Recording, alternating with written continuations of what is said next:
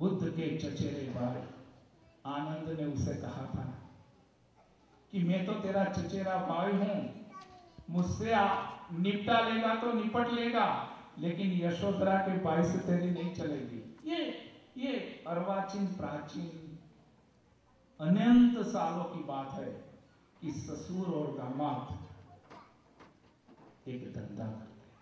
जब खून एक सा नहीं होता है ना, तो उसमें खाली सौदा होता है। एक वणिक है, सौदा तो जन्म से है और बाद में वो अपने दामाद से धंधा करके रत्नसार नगरी की ओर वो प्रयाण करता है। और वो जब गति करता है तो वहां उसे सत्यनारायण भगवान की कथा के मुताबिक उसे उसका प्रकोप का सामना करना पड़ता है। लेकिन एक दो बात होती है विवेचन में। विवेचन में एक बात यह है कि जामाद्र नवम ग्रहास, जमाई ने नवमो ग्रह की तो राइट, हाँ कहो ने शास्त्र ने कहा ना कि अब दामाद आते दक्ष के वहां गए थे शिव जी, हाँ एक बार गए, बाद में कभी गए नहीं। वो मालूम पड़ रहा है कि ये इनकी आंख में कोई चरित्र, जनक के वहां राम जाते हैं। तुमने देखो ये सतयुग की बात कहते हैं। वहीं जनक कहते हैं कि वात्सल्य की गुड़िया के साथ तू आता है, इसलिए वात्सल्य वाला मुद्दा लगता है।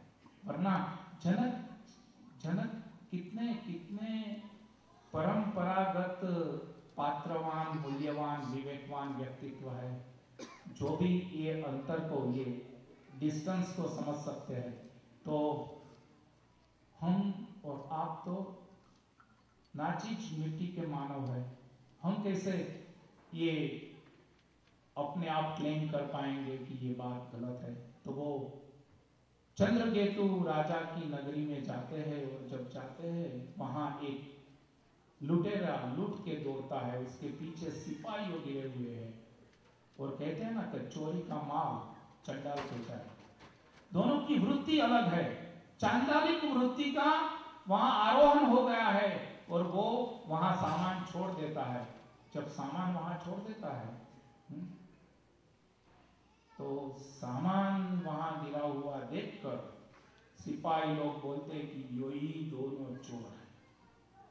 कहते हैं ना कि आप बंदूक से मारो या बंदूक मारने के लिए कंधा दो, आप इतने ही you are equally liable, right.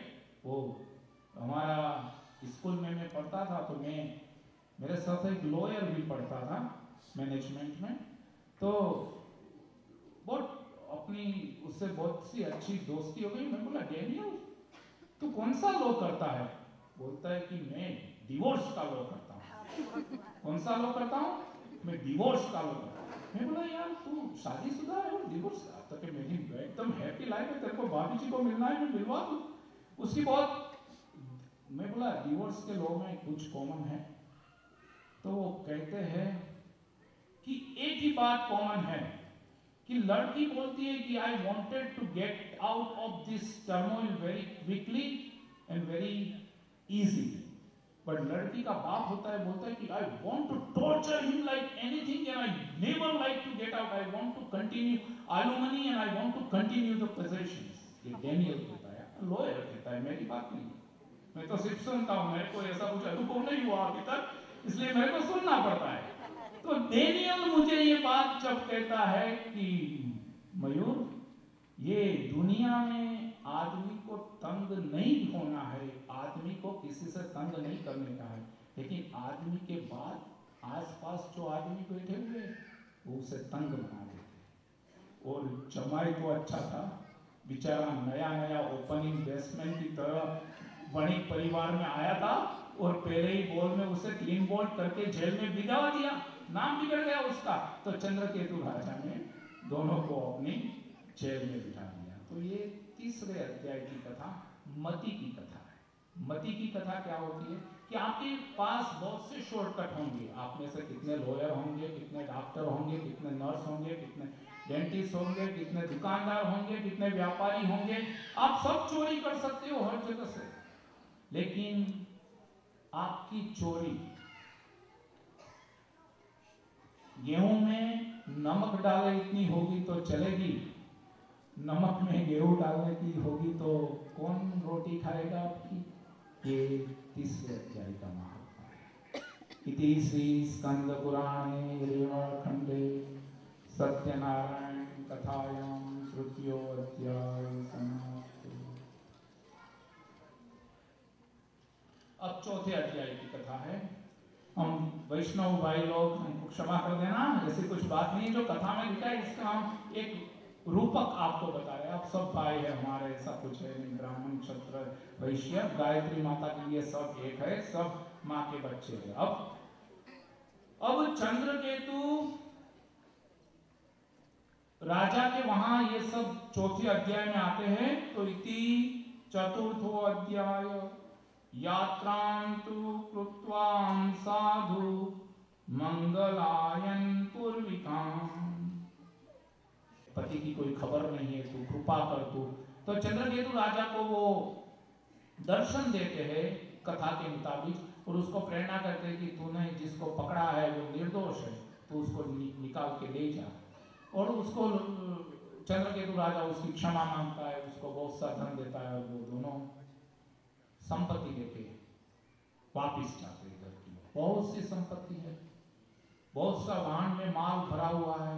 और चौथे अध्याय की कथा इस ग्रीड पर है। जो ग्रीड होती है ना, हम लुटते हैं, एक में से 10, एको हम बहुश्याम कहते हैं, एक में से 10, 10 के 2 कहते हैं ना, 1 का 2, 2 का 4, 4 का 8, 100, 200, 500, 5 मिलियन 10 मिलियन बना देते, फिर भी कम नहीं होती है।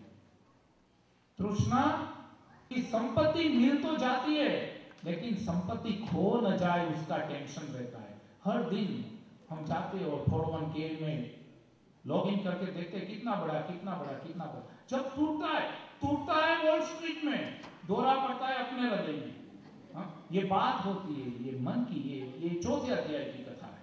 चौथे अध्याय की कथा है कि इतना सब आ जाने के बाद वो वाहन लेके वापस जाता है।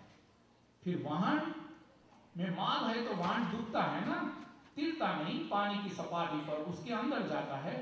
तो वहां वो लंगर करके बैठता है, और लंगर करके जब बैठता है तब वहां से भगवान को होता है कि मैंने मेरे भक्त की सब रक्षा की है, अब उसकी कसौटी की बारी। आप कहते हो ना कि हर रोज कुछ ना कुछ देते हो बच्चे को।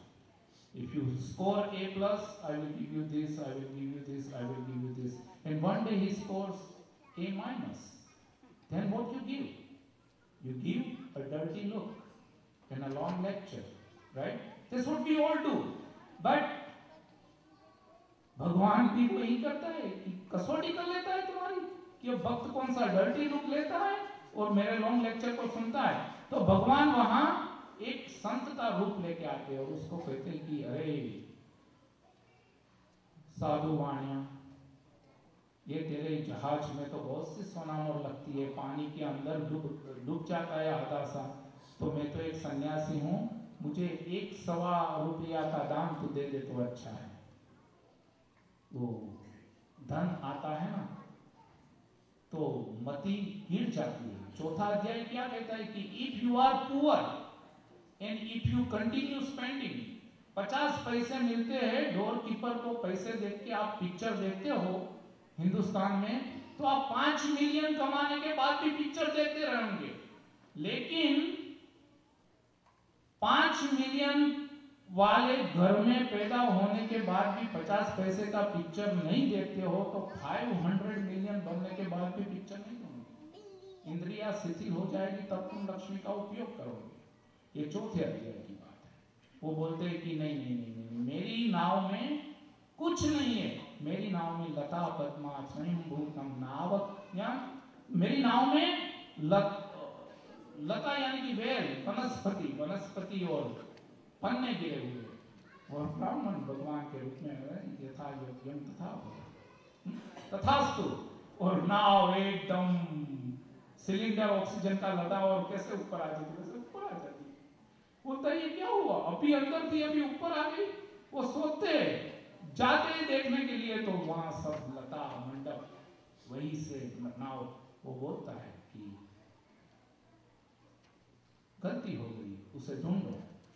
चौथा अध्याय, बार्गेनिंग पावर, हम बार्गेन करेंगे, हम बोलेंगे अरे स्वामी जाओ, ओवर टाइम करो, कमाओ कमाओ कमाओ, स्वामी कमाएगा, दिन भर घूमेगा, रुपया लाएगा, ये करेगा, और जब रात को आएगा तो श्रृंगार का वक्त होगा, तब वो ठूस होकर सो जाएगा।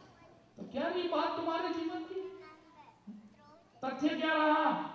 हाँ, शंकराचार्य कहते हैं देखो ये आनंद की बात है, कभी उसने संसार नहीं किया, आजीवन ब्रह्मचारी रहे, लेकिन सृष्टि को कहते हैं कि छानेन विवेकेन संसार द्रव्येन जीवन।